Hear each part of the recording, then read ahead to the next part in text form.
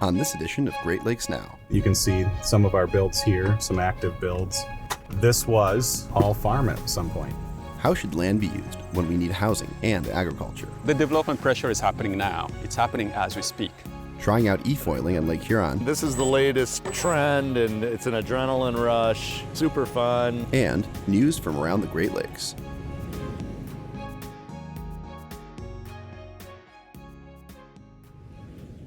This program is brought to you by the Fred A. and Barbara M. Erb Family Foundation, the Charles Stewart Mott Foundation. The Consumers Energy Foundation is committed to serving Michigan, from preserving our state's natural resources and sustaining our future, to continuing business growth, academic achievement, and community involvement. Learn more at consumersenergy.com/foundation. The Richard C. Devereaux Foundation for Energy and Environmental Programs at DPTV, the Polk Family Fund, and viewers like you. Thank you. Hi, I'm Ward Detweiler. Welcome back to Great Lakes Now. Recently, some parts of our region have seen housing costs skyrocket. That's created problems, especially for seasonal workers and the businesses that depend on them. It's also raised questions about land use and what we should do when the demand for housing is at odds with our need for food. We take you to Traverse City, Michigan to get the story. North America is dealing with hurricanes, wildfires, and drought, all of which are expected to get worse with climate change. That, along with the work-from-home revolution and an overall desire for a slower-paced lifestyle, has boosted demand for housing in the Great Lakes region, especially in places like Traverse City, Michigan. Why people are moving here from across the country, the climate is changing. It's happening at an alarming rate.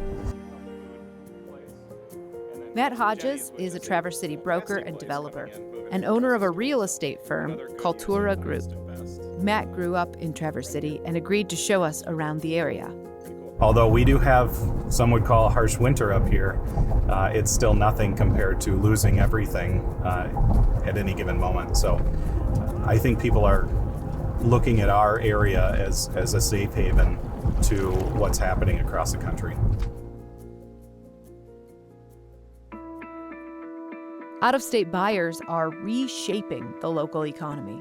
Recently, Traverse City was named a top retirement city and now ranks #1 for millennial millionaires. In the last 2 years, the average residential sales price jumped from about $283,000 in early 2020 to well over $400,000 in the first 2 months of 2022. Some homes have even been bought in 7-figure cash deals. Locals are getting left behind. It's becoming more difficult for locals, especially those in the service industries, to afford to work and live in the city or anywhere close to that right now. So we're in a really difficult transition. I think that's similar to a lot of places across the country. The city's zoning ordinances prevent building up in walkable downtown. So to add housing, Matt doesn't have much of a choice. Development has to sprawl out, and sometimes that means taking over farmland. All this was owned by one family at one point. So this is called Stafford Meadows. And you can see some of our builds here, some active builds. This was all farm at some point. This development is aimed at the affordable luxury market, mini versions of luxury homes priced just under the market average. Demand for these units is expected to keep rising, partly driven by climate migration. And that's something developers can't ignore. People are moving to our area at record numbers, so we as developers see the same thing. There is in no way that we can sit still and just watch it happen because we'll be left behind. So we have to go out. We have to find these tracts of land to offer housing for the majority of people. The development pressure is happening now. It's not a hypothetical. It's not something we think is going to happen in 10 years. It's happening as we speak. Kofi Pashavi is the executive director of the Grand Traverse Conservation District, which oversees land and water resource conservation projects throughout Grand Traverse County. Another resource he's trying to conserve, farmland. You have to think about food production. Just look at what happened during the pandemic. What happened to our food delivery systems. And then on top of that, the war in Ukraine. If we can, we don't want to have to rely on faraway places to feed our communities. And that's one of the things that I am personally working on. The Grand Traverse area is a farming sweet spot. With water scarcity threatening agriculture in the West, Kofi thinks the Great Lakes region needs to become more agriculturally productive. Lakeview Hill Farm is a 58-acre organic farm specializing in greenhouse and hoop house production. Hello, how are you?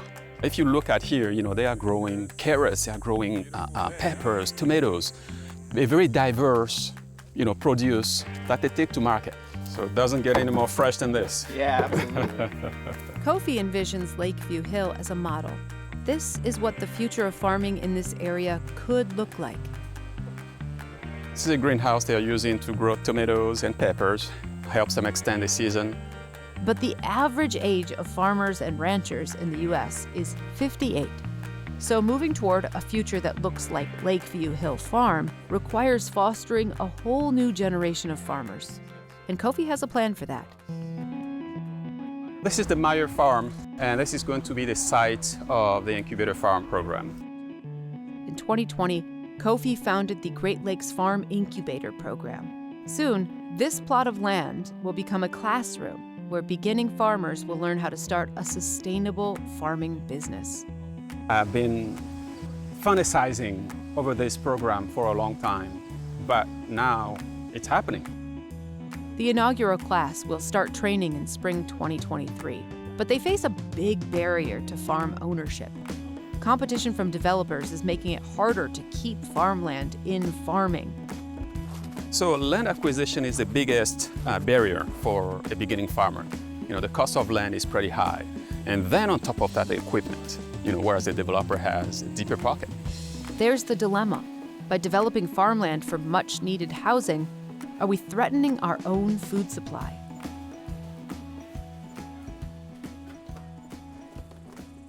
It's estimated that 70% of farmland will transfer ownership over the next 20 years as more farmers and ranchers enter retirement. And farmers have good reason to cash out. Farmers are not known for investing in the stock market. Their wealth is in their land. So when it's time for them to retire, they need something to retire onto. So they have to find a way to get a return from the land that they've been farming all these years. And if a developer comes in and say, hey, I can pay you 2 or 3 times what your land is worth, and there is a beginning farmer saying, oh, I can only pay 60% of the value of your farm to you, I think the decision is fairly easy. You can't blame them.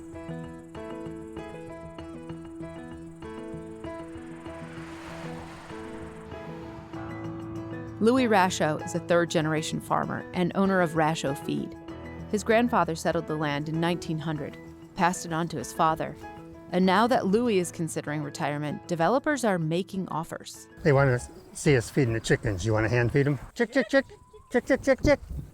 Close to 120 years now the land's been in the family. It's a little cliche perhaps, but I kind of feel like this isn't my farm, it's my grandfather's farm. And I am now the caretaker of it.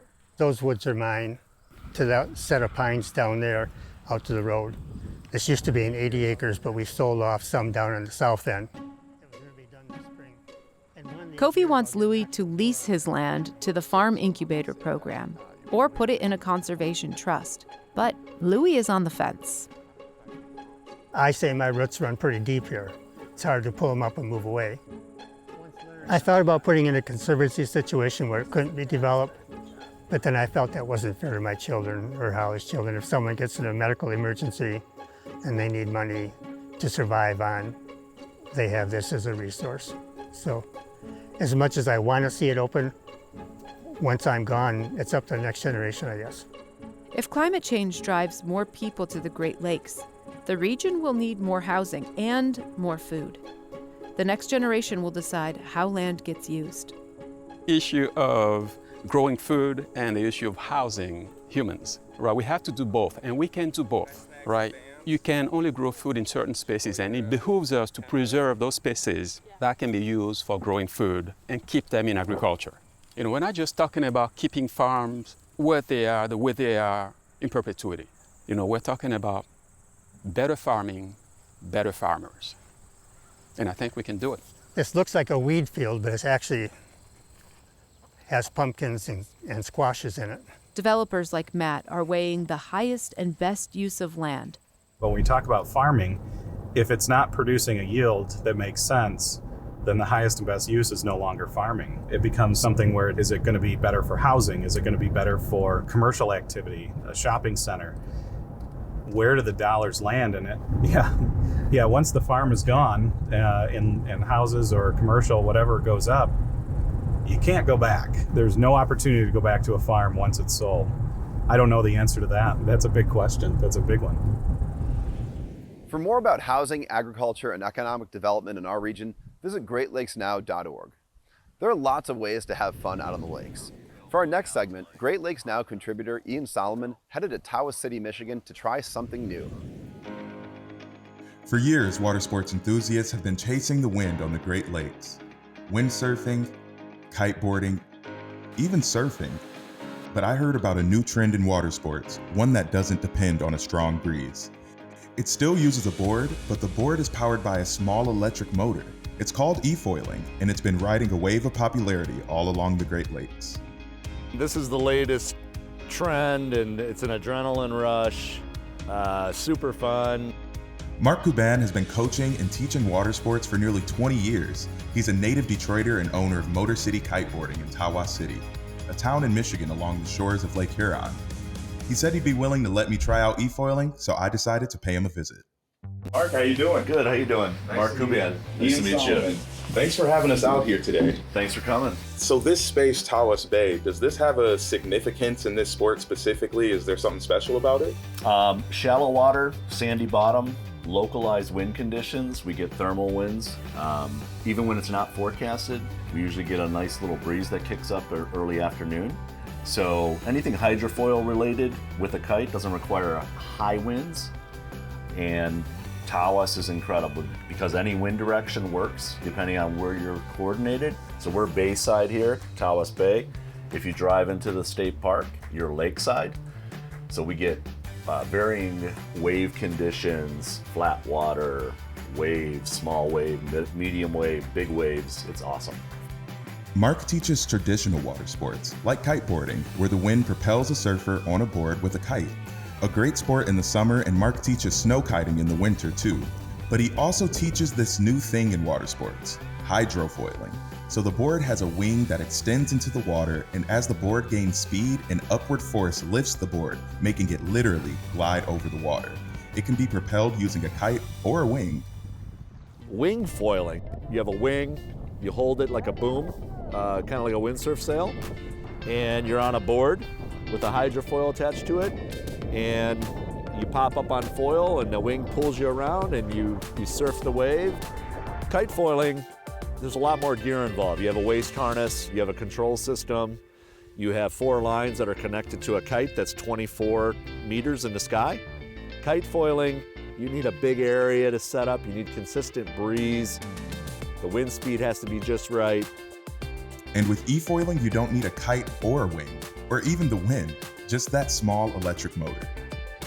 The foiling element of water sports right now, these are trending.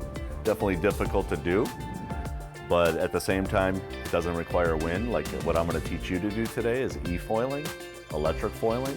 I think it'll be a blast. Awesome. Well, I'm excited to get into it. Excellent. Let's do it.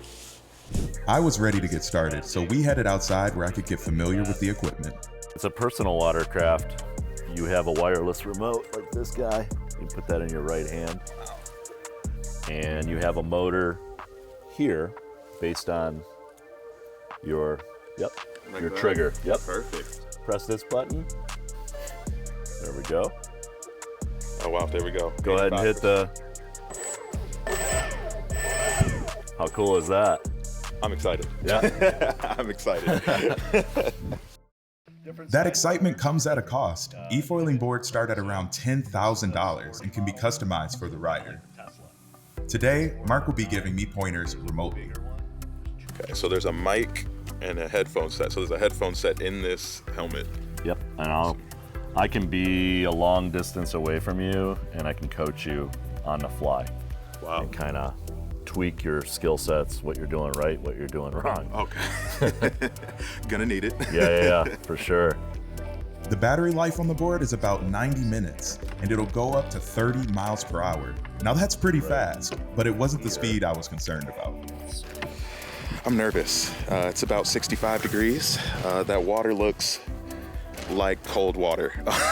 And from what Mark told me, I am going to fall. So right now I'm just preparing to be very cold, but equally excited because this thing is so cool. You can ride it on your stomach. You can ride it on your knees. The hard part is going from your knees to a standing position and actually going up on foil. So, You know, I'm gonna take baby steps, but mark my words, I'm gonna stand up today. I like it. Almost out to deep enough water, but not quite.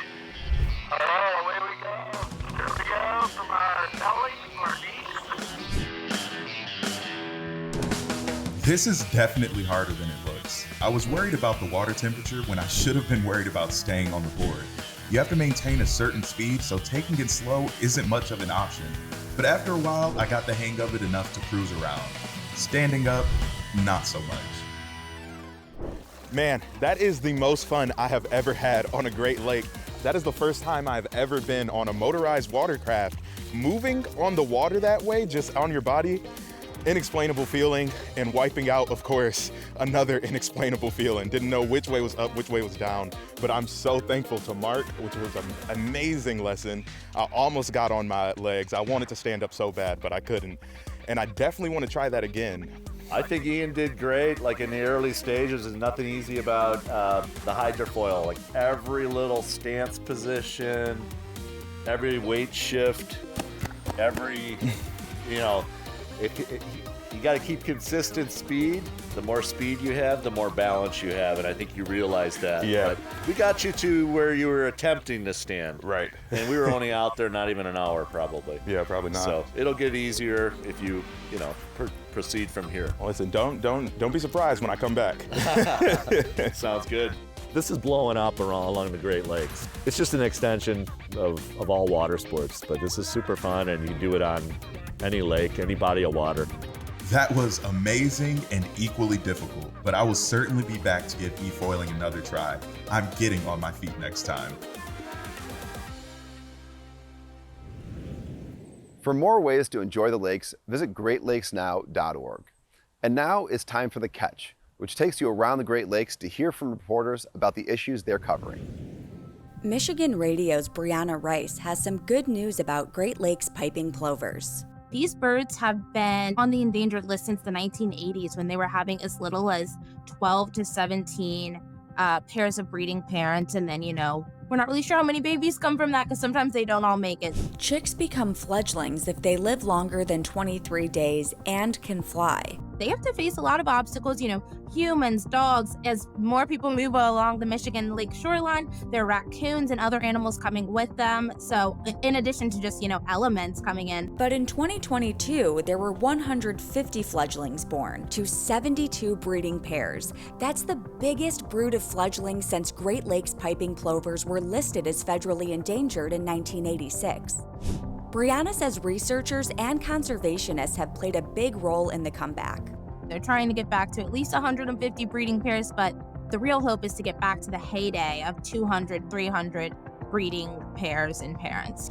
Of the Great Lakes region's 72 breeding pairs, 48 were in Michigan, and Michigan's nests produced a record number of chicks.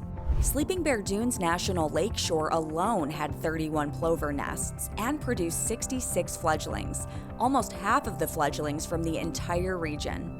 This year, we had so many babies because the water levels were a lot lower, and the piping plovers like to lay their eggs on the shoreline. So when the water gets high, they can't lay their babies there. Brianna says researchers and others are hopeful this year's plover count is a step in the right direction. It's definitely a sign that the population might be stabilizing. So right now, it's unclear if they will ever be able to do this on their own, but they've got researchers watching them. People are looking for them every year. People are counting them. So they have a lot of support, and that support does not seem to be wanting to change anytime soon. In Duluth, Minnesota Public Radio's Dan Crocker has been looking into a growing sector of Great Lakes tourism. This past summer was a record-setting year for cruise ships in the Great Lakes, and that's meant a lot more tourists coming to the region, and it's also meant economic development for cities in the region like Duluth, Minnesota, where I'm based. While the cruise industry isn't new to the Great Lakes, it's been modest up until this year. Estimates indicate nearly 20,000 people will cruise the Great Lakes this year on more than 100 cruises. A big change this year that's helping to drive the growth is that a new player came into the Great Lakes, Viking, which is a really big name, global brand in the cruise industry. Viking made a commitment to the Great Lakes. They have a specific ship called the Octantis that they've built. And that's a big deal, experts tell me, because when a player like Viking comes into the market, that means that other large cruise companies could also be looking to follow suit. And while more cruises are a big deal, the cruise ships themselves are small, or at least smaller than the massive ocean liners many people equate with cruises. Great Lakes ships are much smaller, and that is because they have to be smaller because they have to fit through the locks in the St. Lawrence Seaway. So these ships hold, on average, about 200 people. The Viking ship I mentioned holds nearly 400 people. So they're a lot smaller, and that actually is a big part of the appeal. The cruises offer passengers a chance for bi-national sightseeing, with stops in small resort towns and larger cities in the Great Lakes region. They all go to cities both on the American side and the Canadian side of the border. Investment in new customs facilities in Cleveland and Duluth is another factor adding to the recent growth in the cruise industry. These are permanent sites, and that's a big deal for these cruise companies because in the past, they often had to work individually with customs to set up sort of these temporary facilities to have their passengers go through customs. Dan says many cities in the region, including Duluth, are betting on economic growth from the cruise industry itself and the influx of visitors aboard these ships. I know Milwaukee, Wisconsin, for instance, has really invested in having their city be a place where cruise ships can depart from and also end their trips on. And that's sort of the next step up for cities, is when they can have cruises beginning or ending at their cities. Then that really brings folks in before their trips or after their trips and can really increase the spending. So there are different levels of economic benefit that these cruise ships can bring. And another thing I should point out is that the ships also themselves spend money in these communities. They have to buy fuel, they have crew members coming and going, so there's also economic development that way. In Madison, Wisconsin Public Radio reporter Sarah Lear has a story about the discovery of an ancient Great Lakes artifact. A team of archaeologists and divers pulled a 3,000-year-old canoe out of Lake Mendota in Madison. It's believed to be the oldest canoe ever discovered in the Great Lakes region, and the second to be found in Lake Mendota. Both were spotted by maritime archaeologist and scuba diver Tamara Thompson. She saw a piece of wood sticking out with kind of a curved end, and I think to you or me, it wouldn't look like anything special. It would be like, okay, this is just a piece of driftwood, but her being very skilled at spotting these kinds of things, she felt that it was something more and basically was like, wow, this is another dugout canoe. The first canoe was raised from Lake Mendota last year and is thought to be around 1,200 years old. Researchers believe both boats were made by ancestors of the Ho-Chunk Nation. The canoe that was just raised this year was probably made by hollowing out a single piece of white oak. Archaeologists believe it was mostly buried under the lake bed for the last 3 millennia. They did radiocarbon dating on a piece of it and discovered that it dates back to the year 1000 BC. The age of the canoe is part of the reason it took months of planning before archaeologists and divers could safely remove it from the water. It's very waterlogged. The archaeologist who first discovered the canoe actually said it now has the consistency of wet cardboard. So they had to be very, very delicate with it when they pulled it out of the lake. They actually pulled it out in pieces, so they didn't manage to keep it totally intact, but as part of the preservation process, they're expecting that they'll be able to put it back together. Sarah says the next stop for the canoe is the State Archive Preservation Facility in Madison, where it will undergo a 2-year-long preservation process. It will be preserved, and then it will be freeze-dried, and then it can be displayed in a museum. In the meantime, researchers with the Wisconsin Historical Society and the Ho-Chunk Nation are already working on plans for a comprehensive search of Lake Mendota to see what other relics might be hiding there. There are a lot of depths that still need to be explored, which I think kind of raises interesting questions about what history is there for us to discover and what more can we learn. Thanks for watching. For more on these stories and the Great Lakes in general, visit greatlakesnow.org. When you get there, you can follow us on social media or subscribe to our newsletter to get updates about our work. See you out on the lakes.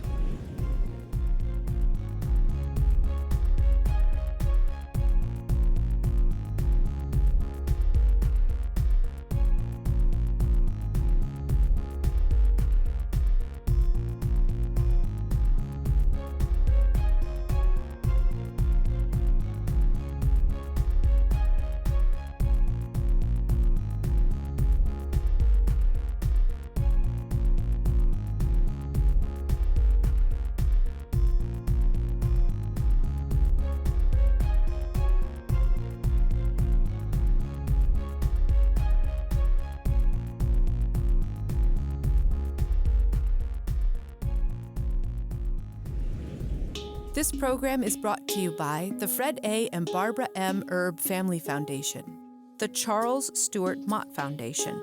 The Consumers Energy Foundation is committed to serving Michigan, from preserving our state's natural resources and sustaining our future, to continuing business growth, academic achievement, and community involvement. Learn more at consumersenergy.com/foundation. The Richard C. Devereaux Foundation for Energy and Environmental Programs at DPTV. The Polk Family Fund, and viewers like you. Thank you.